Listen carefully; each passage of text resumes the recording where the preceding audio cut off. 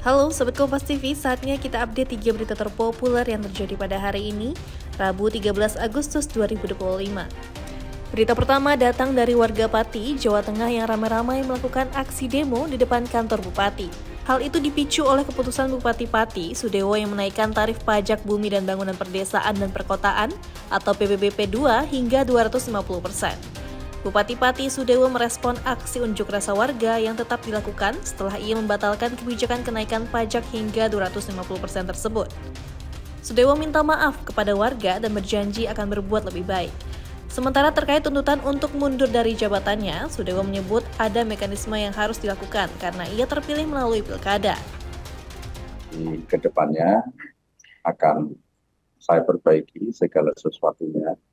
Ini merupakan proses pembelajaran bagi saya karena juga baru saja beberapa bulan menjabat sebagai bupati. Saya menghormati hak angket tersebut, paripurna tersebut.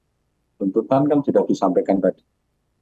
Kalau saya kan dipilih oleh rakyat secara konstitusional dan secara demokratis, jadi tidak bisa saya harus berhenti dengan tuntutan.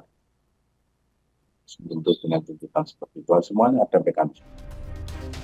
Berita kedua, Wakil Presiden Gibran Rakabuming bertemu dengan Wapres ke-6 RI, Tri Sutrisno di kediamannya di Jakarta. Selain silaturahmi, Gibran juga mengantarkan undangan upacara peringatan HUT ke-80 RI di Istana. Keduanya berdiskusi membahas banyak hal, mulai dari pengalaman kepemimpinan, wawasan kebangsaan, serta pandangan strategis dalam menjaga persatuan bangsa di tengah dinamika global. Tri Sutrisno juga memberikan wejangan kepada Gibran terkait pentingnya pembangunan sektor pendidikan dan kesehatan sebagai fondasi kemajuan bangsa. Berita ketiga, mantan Ketua KPK Abraham Samad hadiri panggilan penyidik Polda Metro Jaya sebagai saksi terlapor dalam kasus tudingan ijazah palsu Jokowi.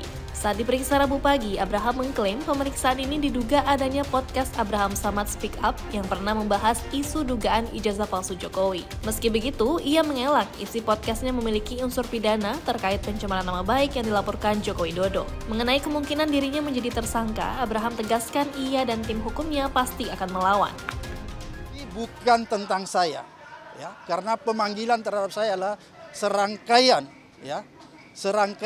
dengan apa yang saya lakukan selama ini, yaitu memberitakan, ya, lewat podcast saya memberitakan dan menjadi forum diskusi untuk memberikan edukasi, pencerahan dan kritikan yang bersifat konstruktif agar supaya masyarakat paham tentang hak-hak dan kewajibannya.